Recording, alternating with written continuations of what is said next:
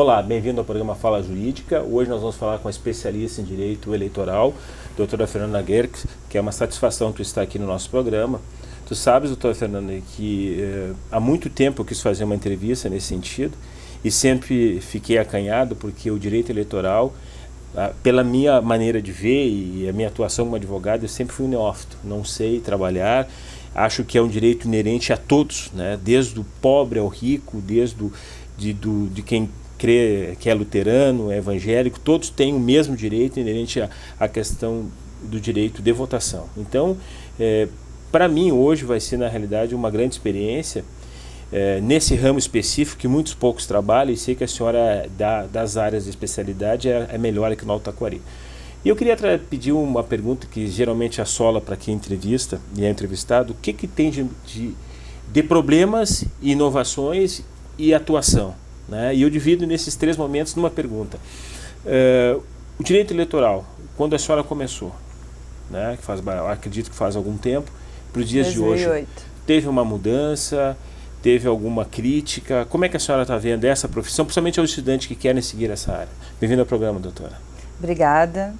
Gostaria primeiro, então, de cumprimentar o colega e dizer que é uma grande honra estar aqui, fazendo parte desse programa e poder, da mesma forma, podendo esclarecer aos telespectadores, porque é uma área, como você mesmo disse, é uma área muito específica, né, dentro do direito.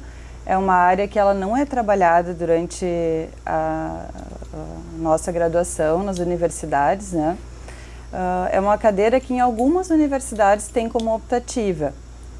Porém, ela requer muito estudo porque as regras são absolutamente distintas das conhecidas, das corriqueiras, né, dentro da área do direito. Então, assim, o direito eleitoral, ele tem um código eleitoral específico, né?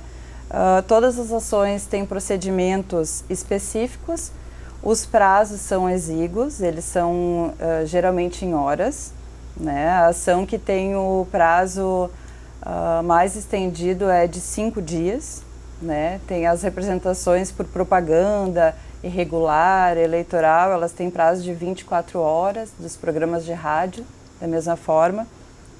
Então, assim, eu atuo nessa área desde 2008, né? Já fiz várias assessorias jurídicas eleitorais para várias campanhas aqui da região. Tenho parceria também com o escritório em Porto Alegre, que eu atuo lá também. Então, a cada novas eleições que surgem, são criadas novas regras, né? Tanto nas eleições municipais, quanto estaduais, federais.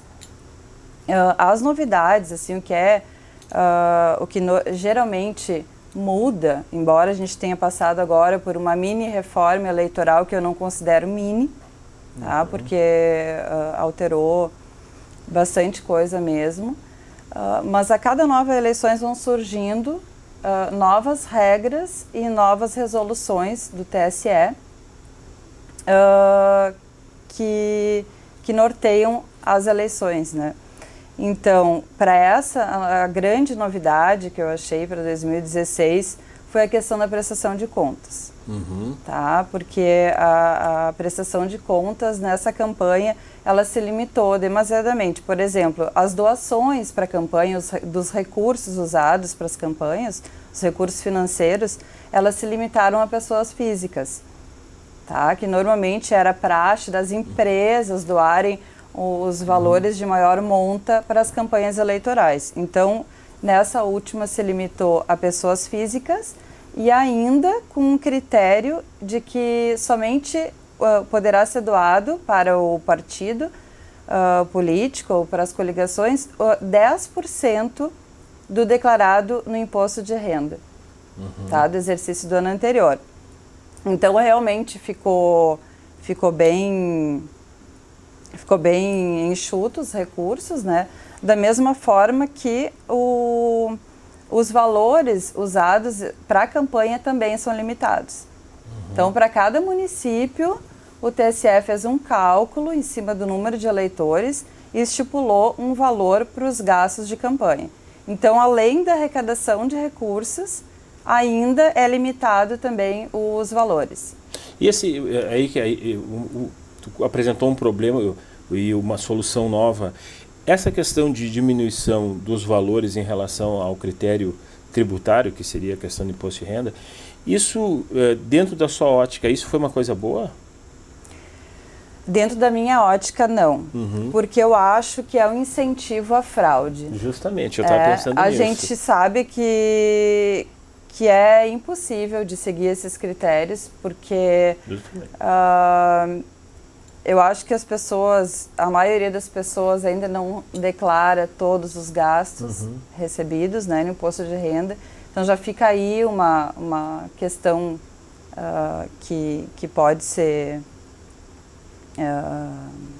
burlada, né? E também a questão de gastos na campanha.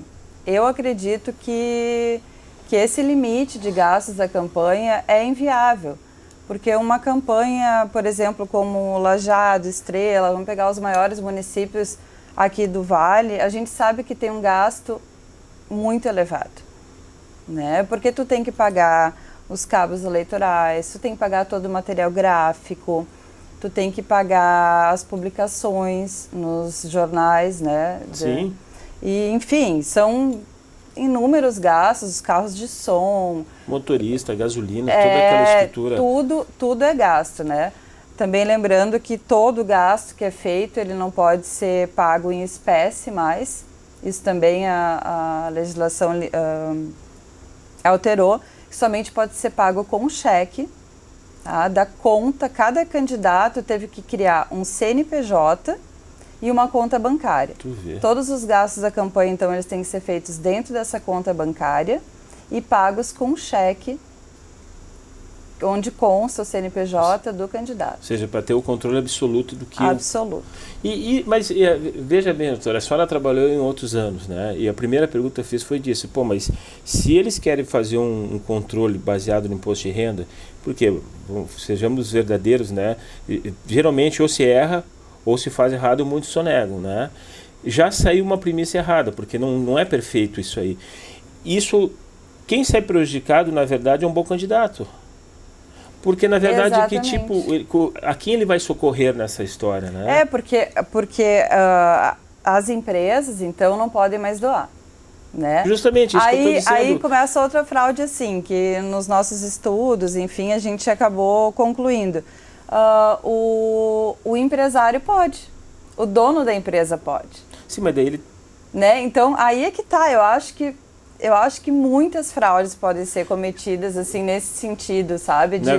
Na verdade, a lei proporciona não uma burla, mas uma interpretação, já que a empresa não pode, eu como empresário posso. E aí se comete, digamos assim, erros que podem ser até piores que a vez passada. Exatamente. Porque nas eleições anteriores era declarado todas as doações de empresas, né? De pessoas jurídicas.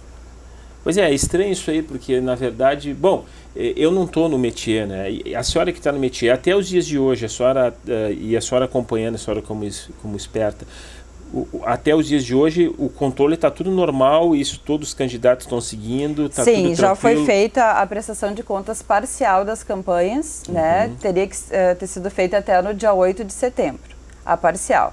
Aí depois, quando encerra a campanha, todos os gastos, então, a partir de 8 de setembro até o encerramento da campanha tem que ser declarados, então, para nova prestação de contas.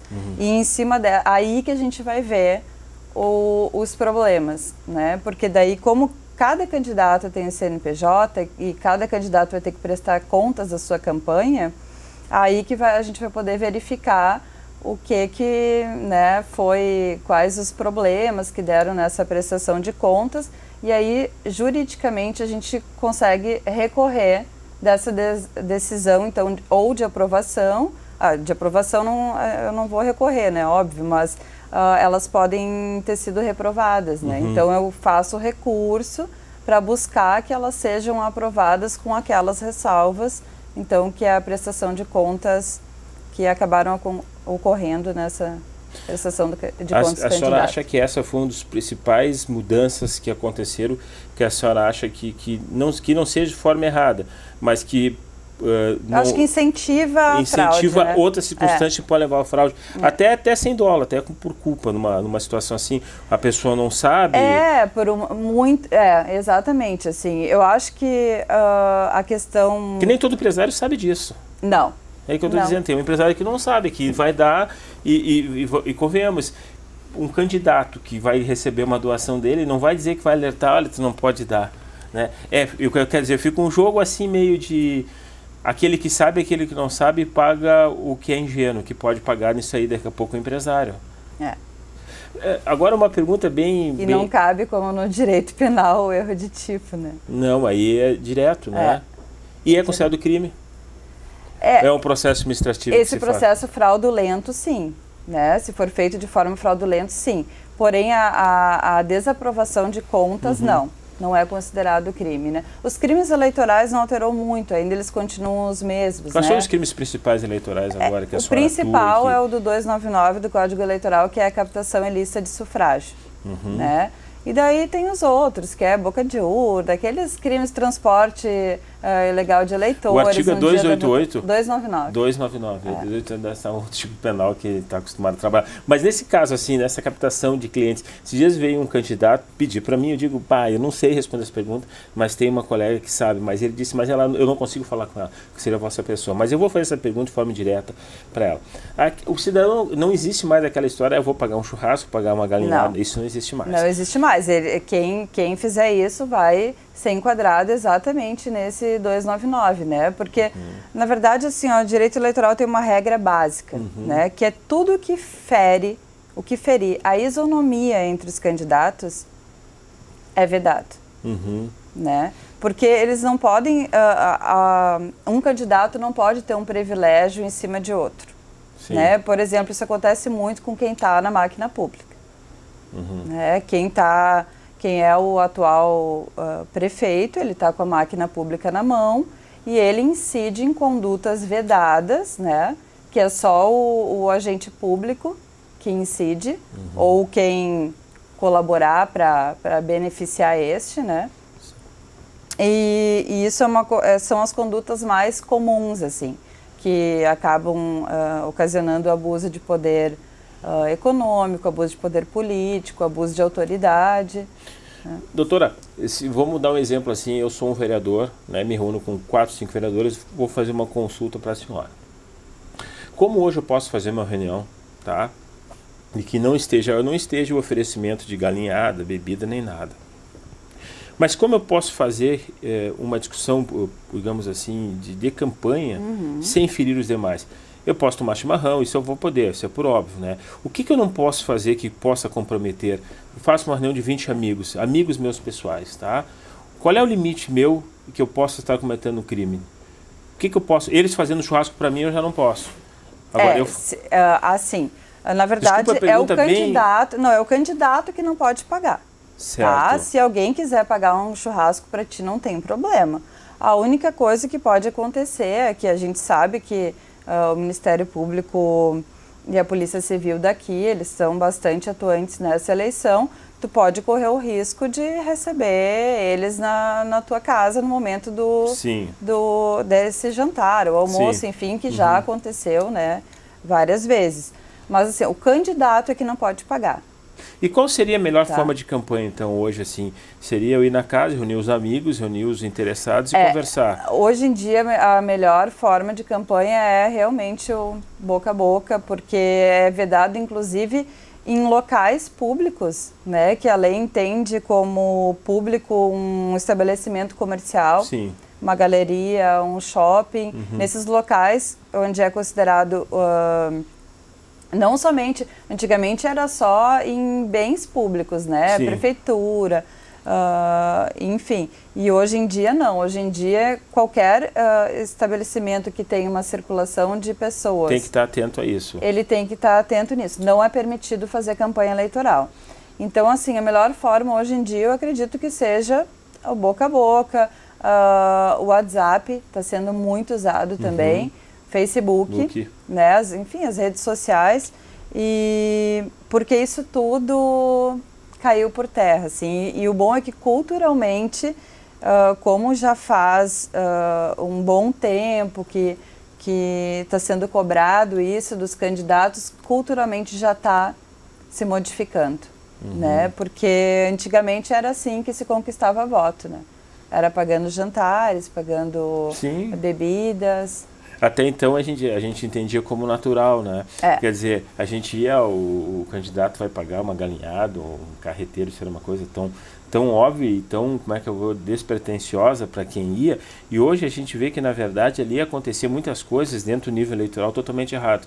Eu até concordo com isso, mas eu fico pensando assim, se vem um candidato e pedir uma orientação para a senhora, né? Quais são os ditames que a senhora diria para o candidato fazer uma boa campanha e estar longe de qualquer erro? Qual é as dicas que a senhora daria?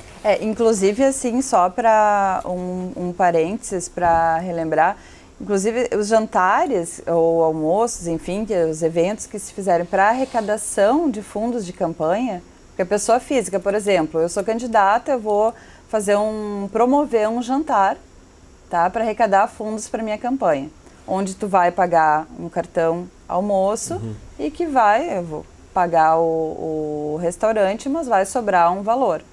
Inclusive esses eventos, para evitar que aconteça, que tu esteja recebendo esse jantar de forma não onerosa, gratuita, do candidato, eles têm que ser comunicados à Justiça Eleitoral com 5 dias de antecedência, tá? Para eles poderem ir no local fiscalizar. E se não faz isso, ele já começa a cometer uma infração. Exatamente, porque tu deixou o que pode acontecer, tu acabar incorrendo nesse ser investigado, enfim, por esse... Sim.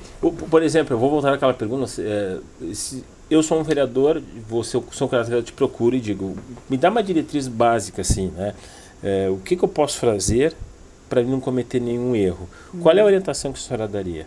Uma coisa leve, assim, olha, segue isso aqui, que isso aqui não vai dar erro. Eu diria, assim, que essa propaganda boca a boca, tá? Frequentar as casas das pessoas, não tem nenhum problema, né? O material de campanha também, que tem que ser seguido aquelas regras, eu iria orientar nesse sentido, porque eles têm medidas, eles têm que tu tem que seguir, né, do material, tem o número de publicações, por exemplo, no jornal, tu vai publicar o teu santinho, todo o material impresso tem vários requisitos da lei que devem constar nele, o número de tiragem, o CNPJ do candidato, quem está pagando, né? Esse material. Então, essas coisas que fazem parte da orientação jurídica. E, por exemplo, a senhora que já trabalhou em outras épocas, hoje, já quase na porta das eleições, a senhora tem visto uma modificação? Me parece que sempre se acirra mais no final, né? Mas, pela sua experiência em épocas passadas, hoje é o mesmo comportamento ou mudou? A senhora falou que mudou o comportamento com relação a épocas passadas. Hoje, já quase acirrando assim as eleições, a senhora vê alguma mudança mais significativa ou não? Mudou demasiadamente, significativamente. Porque, inclusive, assim, a campanha eleitoral, então, ficou mais curta. Isso também fez parte dessa mini-reforma eleitoral. De 90 passou para 45 dias, que já limita bastante. As cidades estão limpas, não é mais permitido tu jogar santinhos pelo chão. Que era um horror aquilo ali. Que era um horror, que ficava tudo... As casas da gente, a gente tinha que todos os dias estar tirando o santinho, porque era demais. Caixa postal, os muros, é limitado, assim, a publicidade nos limites da via pública. Não existe mais, não pode mais colocar em cercas, grades, muros. Então, assim, ficou uma campanha mais limpa, uma campanha menos onerosa. E as pessoas com os candidatos mais esclarecidos, porque o nosso trabalho, assim, eu faço trabalho muito de forma preventiva, porque a gente não quer que aconteça nada, né? Então, eu já sou contratada um tempo antes da campanha, bem antes da campanha, para já ir passando todas essas regras para o candidato, para ele decidir se realmente ele vai querer seguir todas aquelas regras e ser candidato ou não. Porque se ele não é capaz de seguir aquelas regras, ele é excluído. Claro. Ele é excluído, ele não pode concorrer.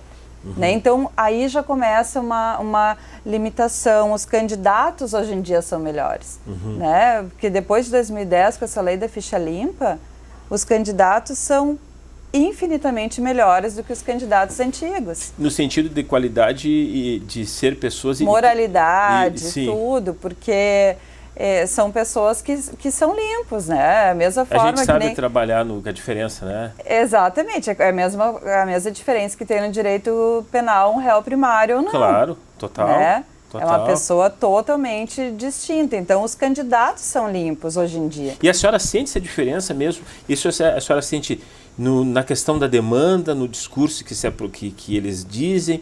Porque é interessante, porque hoje nós estamos pagando, e aí está o Congresso Nacional para responder, nós estamos pagando por uma idiocrasia legislativa total, fruto de uma lei que permitia acesso a esse tipo de gente, né? Hoje a gente viu que já tem esse seletor, já tem esse purificador. E pela sua experiência em épocas passadas e hoje, a senhora acha que vai se mudar o pensamento da política, vindo essas novas pessoas, frente a esse crivo dessa lei? Eu ainda acredito nisso. Que os políticos vão ficar melhores. Eles vão, em razão de tantas adequações à legislação, eles vão ficando melhores, embora a gente sabe que muitas leis ainda favorecem isso, né? Ou dão muita... como esse fato que aconteceu do impeachment da nossa presidente e o fato de ter assumido o vice, né? Por aí já quebraram-se regras, né? Então, é isso que eu acho que o que eu não concordo com esses precedentes jurídicos, né? Que a gente sabe que existe em todas as áreas, mas enfim, eu acho que isso serve para sair fora dessa teoria de que os políticos hoje em dia, tendo que se adequar a essa lei da ficha limpa e tantas regras, eles possam evoluir, né, no sentido da moralidade, da ética. Porque daí afasta aquele preceito, né? Tudo político é corrupto. Né? Eu acho que a questão das leis específicas, né, principalmente a ficha limpa, ela abre uma seguinte situação. Quem vem aqui é gente honesta. Exatamente. Tá entendendo? E acho que realmente me chama muito a dispersão do povo de Israel quando saía, que precisou quase 30 anos, se não 100 anos, para purificar e morrer os velhos, vir os novos. Eu acho que essa lei está sendo uma situação assim, seria uma purificação dos antigos para os novos. E pelo que tu me traz, doutor, existe gente boa e que está concorrendo, mas toda gente boa tem seus problemas, né? Exatamente. Aí eu faço a pergunta, essa nova geração, porque eu estou vendo uma nova geração de políticos, né? Sim, está vindo, a gente vê agora pelos candidatos, né? Inclusive isso também foi uma alteração de reduzir a idade dos candidatos, né? Agora com 18 anos já é permitido ser candidato a vereador. Então está vindo toda uma legião de políticos novos, de pessoas novas para inovar. E embora eu acho bacana isso, acho legal, acho que precisa de mentes novas, mas da mesma forma essas pessoas elas não passaram pelo crivo do filtro, né? Porque eles não foram ainda gestores. Então quem já passou por isso, quem já foi político anteriormente, ele já passou por isso, né? Ele teve que, se ele fez um bom mandato, ele vai ter ele já vai ter passado por isso, por esses filtros, as pessoas vão, os eleitores, na verdade, podem avaliar, né? Claro. E o novo? Essa é a pergunta que eu faço. Porque, na verdade, esse filtro, ele proporciona agora, e aí vai minha pergunta, uma nova experiência eleitoral. Por quê? E essa nova experiência eleitoral eu faço na seguinte pergunta. São menos complicadores que os antigos? os antigos tinham mais propostas de impugnação, de divergência, de acirramento com os adversários. Me lembro muito de acirramento de adversários. Hoje, essa nova geração é assim? É de acirrar ou eles têm uma proposta? Eu vi uma proposta mais líquida, né? Mais leve. A gente chama de campanha Paz e Amor. Viu? Né? Existe então o termo. Existe sim, existe é a campanha que mais cola perante os eleitores. Isso é cientificamente comprovado. Né? Eu trabalho com muitas pessoas da área, não jurídica, mas na área de publicidade, com publicitários, especialistas em marketing político, né? Então eu acabo pegando muitas informações deles, né? E essas pesquisas, enfim, esses estudos eles fazem e realmente é comprovado que a política Paz e Amor perante o eleitor é que dá mais retorno. O povo não gosta de ficar... Acirramentos, né? E quando começa, a gente vê isso principalmente no rádio e na TV, nos programas de rádio e TV. Né? Porque é oportunizado aquele tempo e eles usam aquele espaço, normalmente no final da campanha, como tu disseste antes, como é que está o final do período de campanha, eles começam a apelar. Quem está no desespero começa a apelar para o que eu chamo de baixaria, porque eu acho que ficar detonando o outro, tu não leva nada com isso. Eu acho que tu tem que te garantir como candidato pelas tuas virtudes e não pela briga, pelo conflito. Exatamente, ou pelo que o outro é, ou deixou de ser, ou que ele fez, o que ele não fez, é isso, é aquilo. Eu acho que hoje em dia isso não cola mais. Tu sabe, doutora, que eu trago um paralelo nisso, que a gente faz muito júris, e é a votação, é um sufrágio que tem ali, né?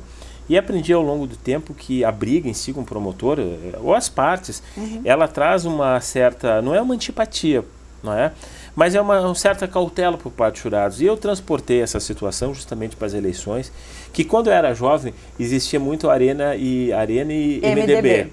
Então eu me lembro que a gente eram duas facções. E era uma coisa assim, muito dura, porque na verdade tu era da direita ou era da esquerda. E na verdade a gente era PA, eu vou participar do PMDB jovem. A gente nem sabia o que era de fato que era esquerda e direita. A gente queria fazer uma política e até meio brincar de relações políticas que no futuro próximo a gente ia aprender.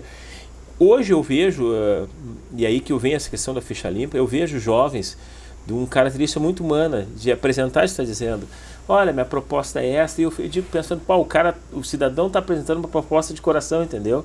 Coisa que um tempo atrás não tinha. Confirma isso que eu estou dizendo ou não? Com certeza, e assim, eu acho que era de uma forma mais pura que a política era feita, né? Porque isso... Os jovens já tinham isso, os jovens têm isso dentro de si, claro. Né? É muito aguçado isso, porém, ficou todas as questões, todos esses escândalos a nível nacional que a gente passou, acabou desmotivando eles, sabe? É aquela coisa que diz assim, todo político é corrupto, né? Tu acaba generalizando esse pensamento e hoje eu sinto assim, os jovens desmotivados para a política. Eu ainda acredito numa reforma política onde não seja necessário a vinculação a uma legenda partidária. Que o candidato possa ir... Para qualquer legenda sem... lutar pelos interesses dele, pela sua própria plataforma. Pela sua ideologia, sabe? Porque eu acho que cada um defende uma, né? Cada candidato defende uma. Tem a candidato que defende os animais, tem candidato que defende os idosos, tem candidato que defende os homossexuais. Cada um abraçar uma bandeira e aí tu votar nele, né? Porque o vereador, por exemplo, é o representante do povo. Né? Então, eu vou votar em quem? Em quem tiver uma ideologia, uma forma de pensar ou uma luta que eu concorde, né? Que eu desejo seguir, vamos dizer assim. Que se identifica com aquilo ali. Que eu me identifique com aquilo. E a senhora acha que isso aí é viável um dia no Brasil? Pois é, eu não sei de que forma poderia ser feito, mas seria, né? isso porque seria a sua hipótese que o dia... eu acho que mudaria bastante, porque eu acho tão injusto, por exemplo, o coeficiente eleitoral. Sim. Né? Uma pessoa, um candidato do partido X, ele precisa, para Lajeado, por exemplo, de 600 votos para se eleger. Doutora, o mesmo candidato, ele de outro partido, que é um partido mais fraco, vamos dizer assim, ele vai precisar de 3 mil, 4 mil votos para se eleger. Totalmente injusto. É muito injusto isso. Então, eu acho que hoje em dia é necessário uma reforma política para a coisa ir melhorar ainda mais, sabe? Para se mudar essa cultura mesmo de forma definitiva, assim, que tu possa votar no melhor candidato e que esse candidato que te representa vai ser eleito e não depender do número de votos necessários, da legenda que ele participa, se ele vai ter que seguir aquela filosofia político-partidária ou não, sabe? Tu poder votar na pessoa. É isso que para mim seria o ideal. Concordo. Doutora, a senhora viu como é interessante, o tempo passou. Nós vamos falar sobre o coeficiente eleitoral no nosso próximo programa. Até mais.